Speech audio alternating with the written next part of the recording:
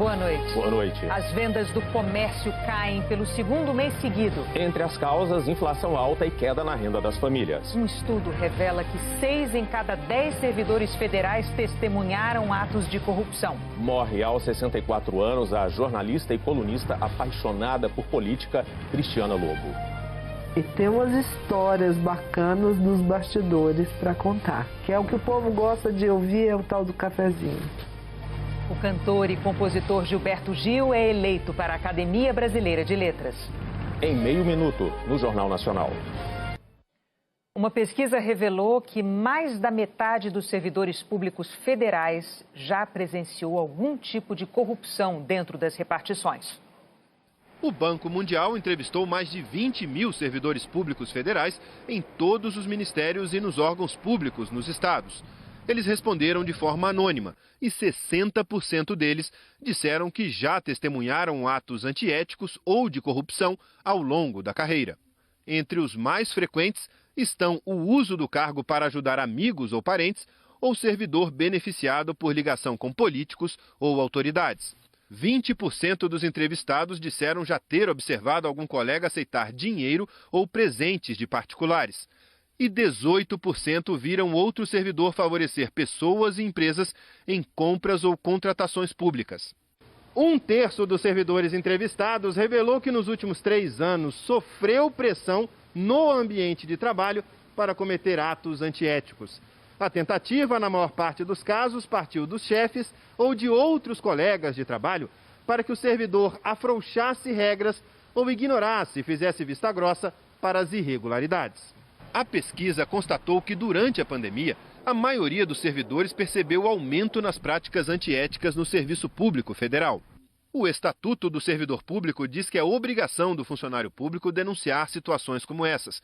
Mesmo assim, segundo a pesquisa, mais da metade dos entrevistados não se sente segura para isso. E apenas 1/3 dos servidores que testemunharam algum ato de corrupção nos últimos 3 anos fez denúncias formais. Desses, 41% afirmaram que o processo não foi adiante e quase 30% disseram ter sofrido alguma retaliação depois. O ministro Wagner Rosário, da Controladoria Geral da União, disse que a pesquisa vai ajudar o governo a adotar medidas de combate à corrupção. Tanto os resultados ruins como os resultados bons nos deixam felizes. Os resultados ruins, nos deixam felizes em termos indicadores claros de melhoria, onde que a gente tem que atuar para melhorar. Tenho certeza que pesquisas dessa maneira, que nós também estamos montando para a sociedade como um todo, junto com o IPEA, e tenho certeza que também vamos poder contar com o apoio do Banco Mundial, elas vão nos ajudar a ter uma visão ampla da corrupção, com uma visão mais da exposição, que nos dá uma visão mais clara e mais direta do que a população como um todo enxerga sobre esse ponto e guia, por óbvio, as nossas práticas e as nossas ações. Daniel Ortega, que conduziu a pesquisa, afirmou que para enfrentar essa situação é preciso melhorar o treinamento dos servidores. Existe pouco treinamento a nível federal sobre questões de anticorrupção e antiética e que falta apoio de dirigentes para levar essa pauta para frente. A percepção é que é um processo longo e complexo. Então aí existe um espaço para as autoridades competentes identificar esse processo e possivelmente tomar ainda mais informações mais granulares sobre que de fato está sendo o gargalho ou gargalhos principais para que os servidores denunciem. Em setembro, as vendas no comércio voltaram a cair e atingiram o segundo menor nível do ano.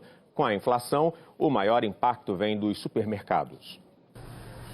O tamanho da compra no supermercado ficou menor para muitos consumidores, efeito da alta no preço dos alimentos.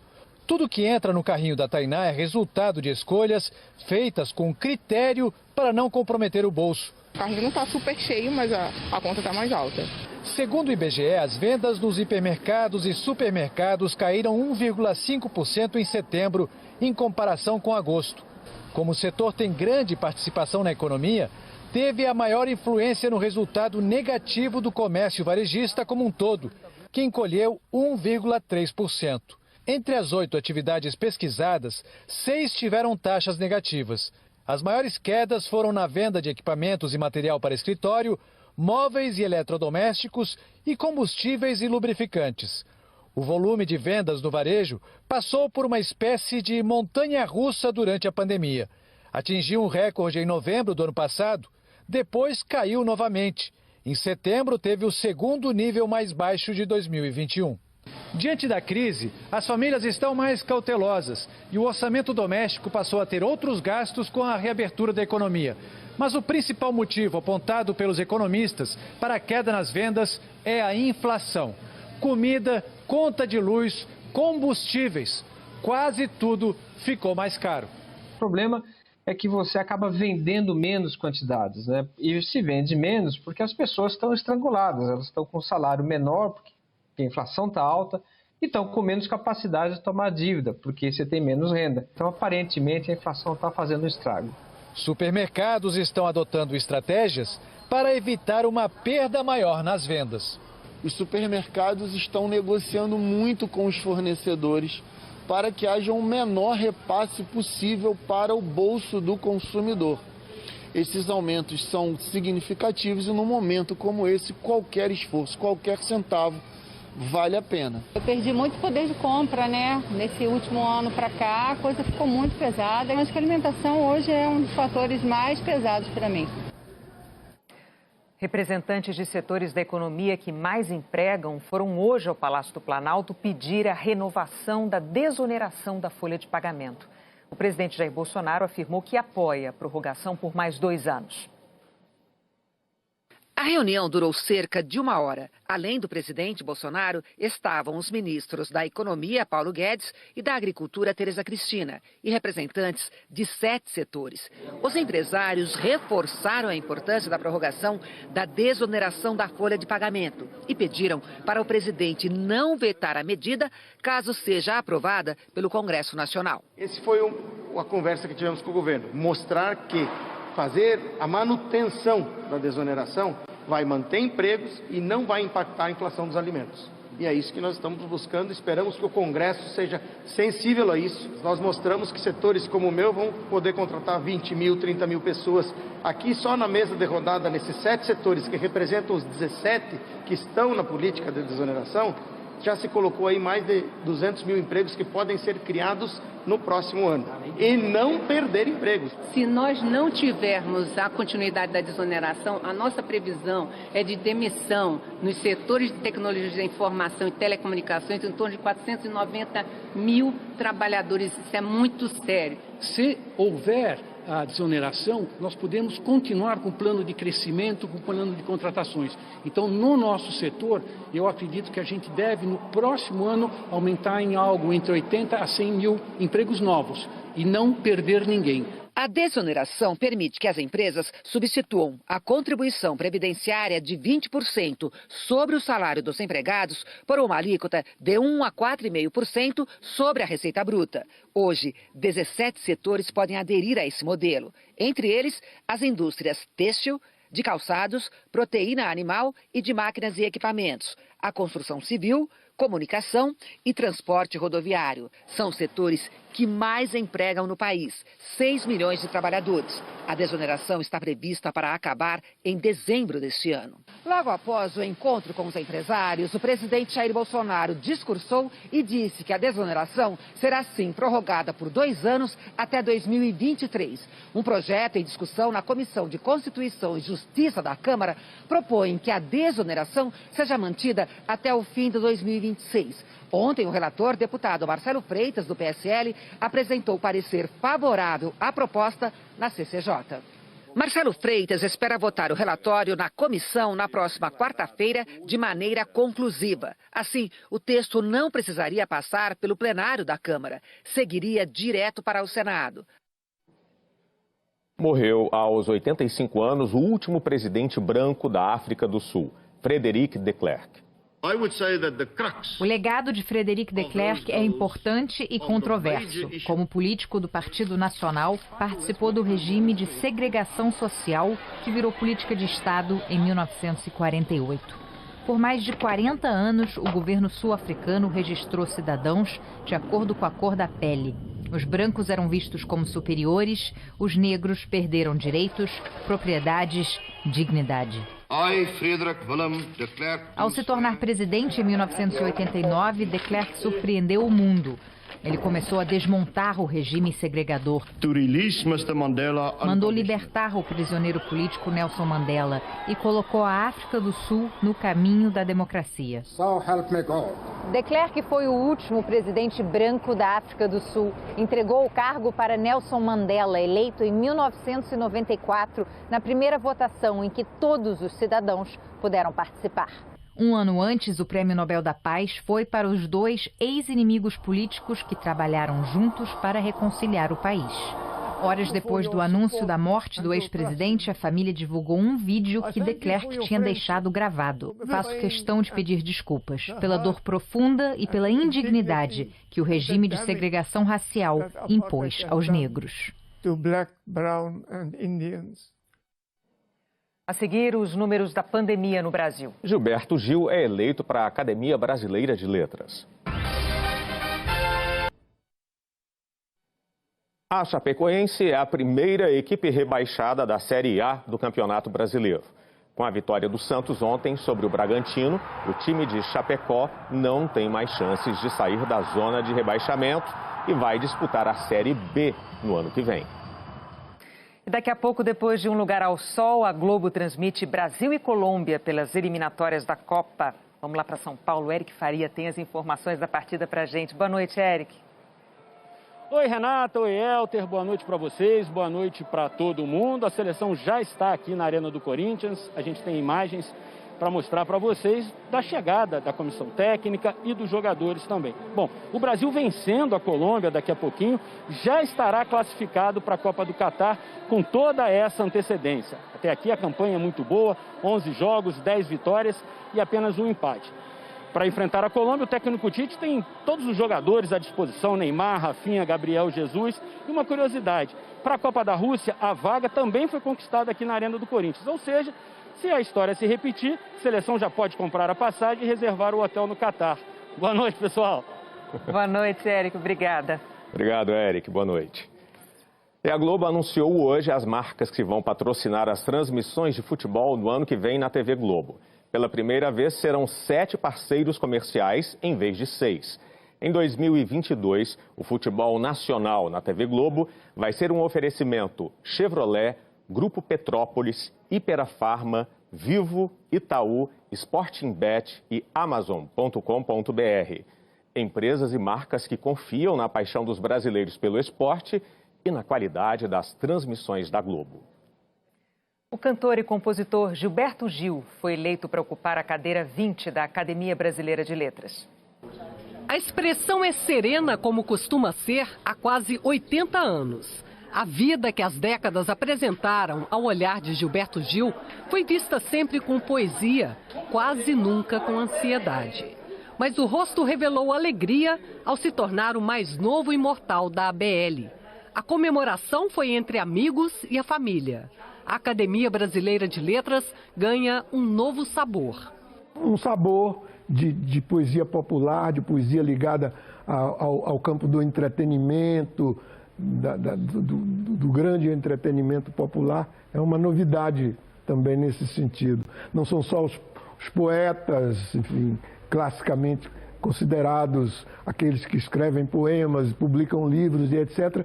Muito do acolhimento dado pelos acadêmicos se deve ao fato de que há uma reconhecida qualidade no meu trabalho poético, né, na minha escritura como compositor. Gil concorria com os escritores Salgado Maranhão e Ricardo Daunt à cadeira de número 20, que pertencia ao jornalista Murilo Melo Filho. Depois da apuração, os votos foram queimados como manda o ritual. Era hora de celebrar o novo companheiro. Nós estamos todos muito felizes. Gilberto Gil é esse traço de união entre a cultura erudita e a cultura popular, como poucos souberam fazer. Quem é capaz de falar para todo o país e para o mundo, com a experiência da reflexão que ele realiza do próprio país, Ele canta o Brasil e pensa o Brasil à medida que ele canta. Gilberto Gil escreveu e publicou livros sozinho e em parceria com outros autores. Preencher esse critério abriu as portas da ABL. Mas o nosso novo imortal entra por aqui trazendo muito mais do que a credencial de escritor. Ele traz também riqueza cultural traduzida em poesia e inspiração. E por aqui também entram com ele todos os aplausos e agradecimentos de um país orgulhoso. O Rio de Janeiro continua lindo. Compositor, cantor, pai, marido, ídolo. Se eu quiser falar com Deus. Em quase 60 anos de carreira, um dos criadores do tropicalismo já deu várias voltas ao mundo, levado pela sua obra. Foi que ele viu Juliana na roda com João. São mais de 70 discos gravados, parcerias inesquecíveis e canções que viraram hinos. A novidade é uma o paradoxo. O cidadão Gil foi ministro da Cultura de 2003 a 2008 e fez da política uma arma poderosa na promoção da arte brasileira.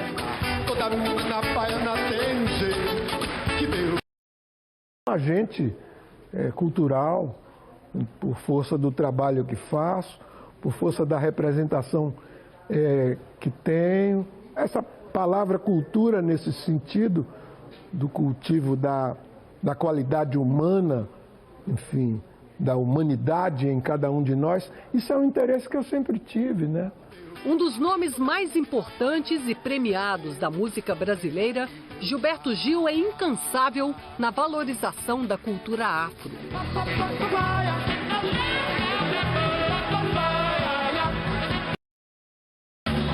Gil acaba de chegar de mais uma turnê na Europa, a primeira desde o começo da pandemia. Ele ainda nem teve tempo de repousar e já se prepara para chegar ao mais novo dos seus palcos, a cadeira de imortal, onde a sua obra sempre esteve.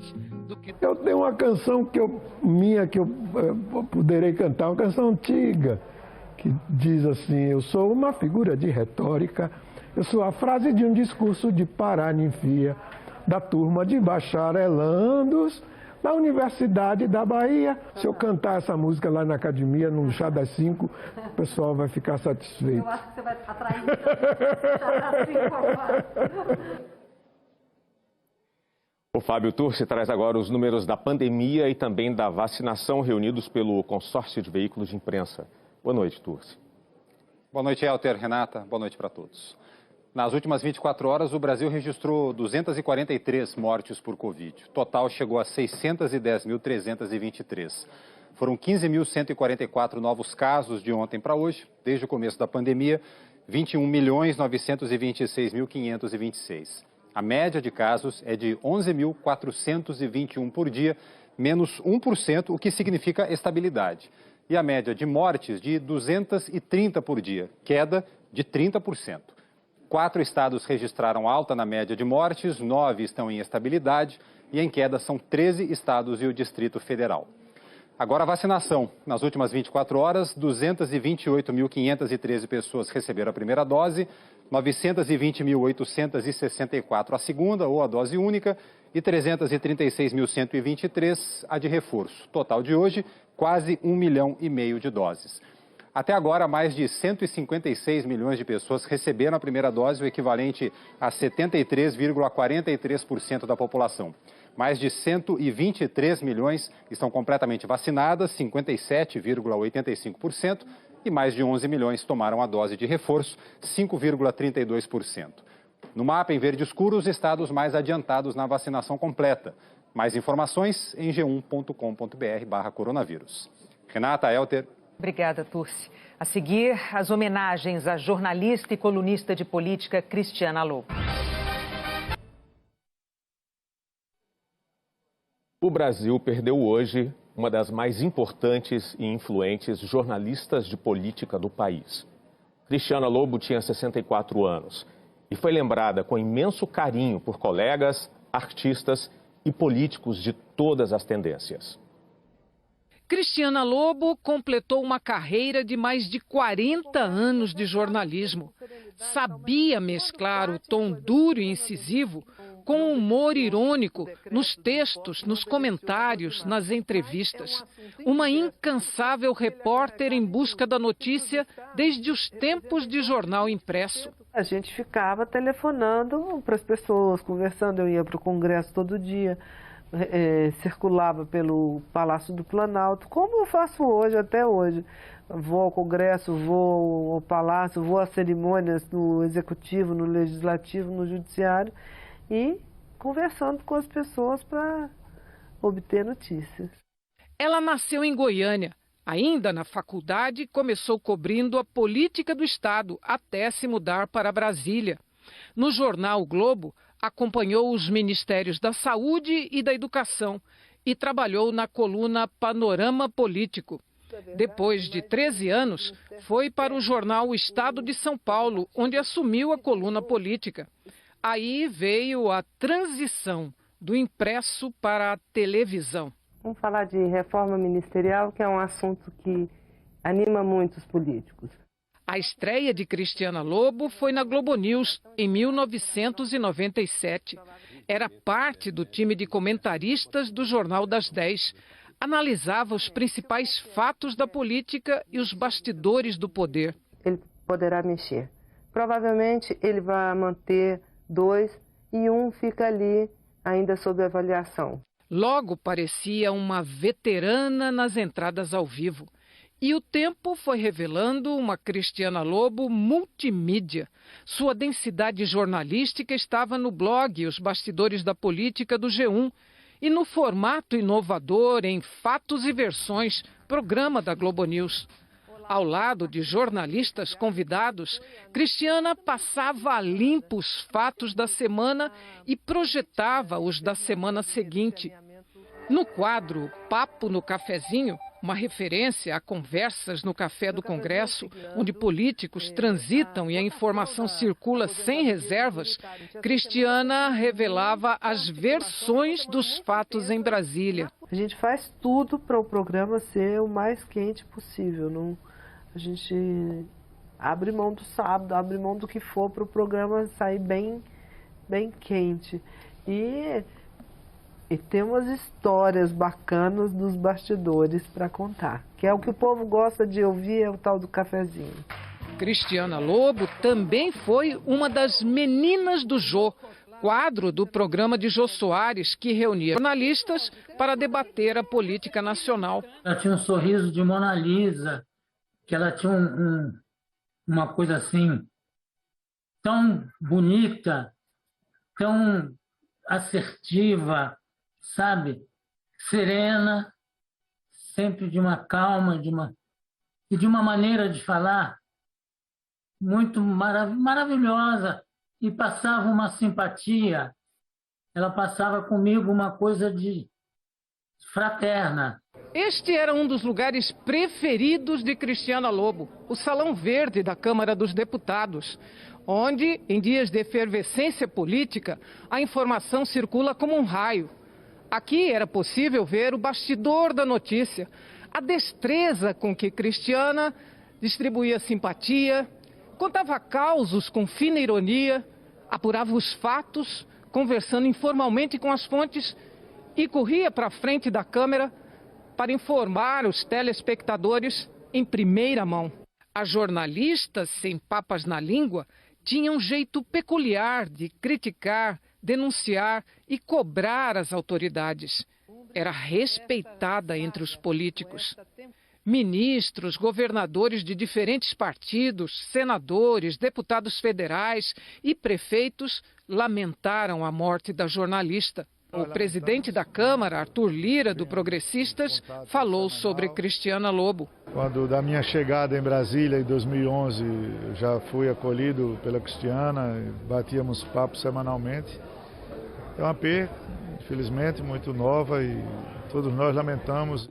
O presidente do Senado, Rodrigo Pacheco, do PSD, também se manifestou. Ela sempre muito presente na cobertura política, sempre com muito profissionalismo, com muita educação no trato.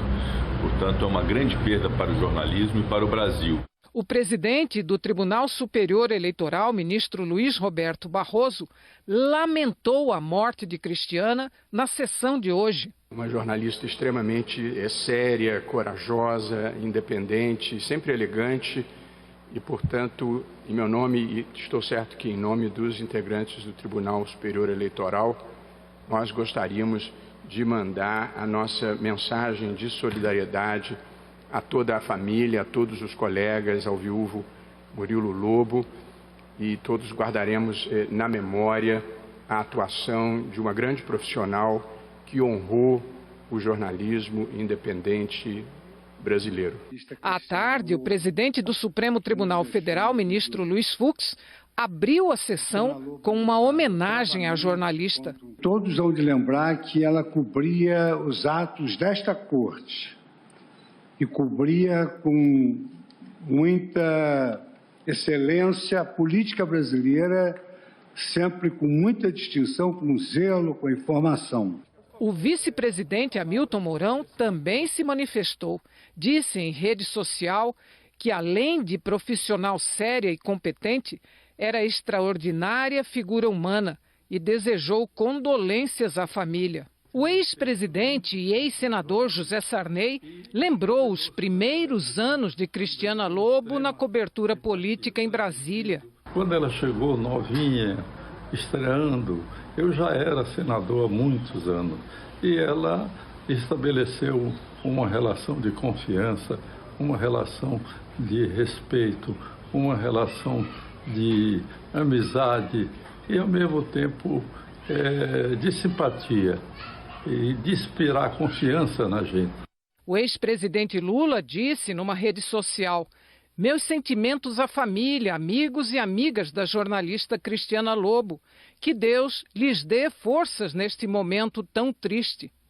Também numa rede social, a ex-presidente Dilma Rousseff afirmou que Cristiana Lobo sempre foi uma interlocutora confiável e dotada de muito rigor técnico na apuração de notícias. Cristiana Lobo recebeu homenagens de colegas jornalistas. Por ser muito profissional, ela falava com todas as correntes ideológicas, né? E aí, ao mesmo tempo, ela fazia comentários. É difícil fazer isso, você manter um relacionamento com fontes de áreas diferentes, que pensam diferente, que você vai ter que ir para a televisão e falar o que você acha, se isso vai dar certo, se isso está errado, se isso dá certo. Mas ela conseguiu com o profissionalismo dela, ela conseguiu passar por todos esses polos, né, dessa sociedade tão dividida do Brasil e buscar informação em todas as áreas. Cristiana era intensa e lutou intensamente nos últimos anos contra um mieloma múltiplo, agravado agora por uma pneumonia. Tinha 64 anos e estava internada no Hospital Albert Einstein, em São Paulo. Ela deixa marido, Murilo, os filhos Gustavo e Bárbara e os netos, Antônio e Miguel.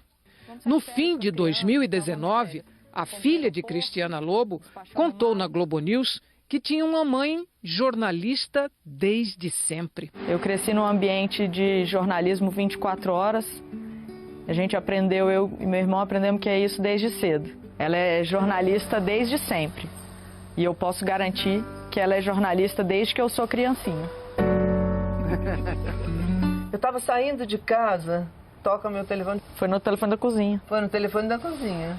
E aí era o presidente Itamar Franco. Mas o presidente está te chamando para comer um pão de queijo.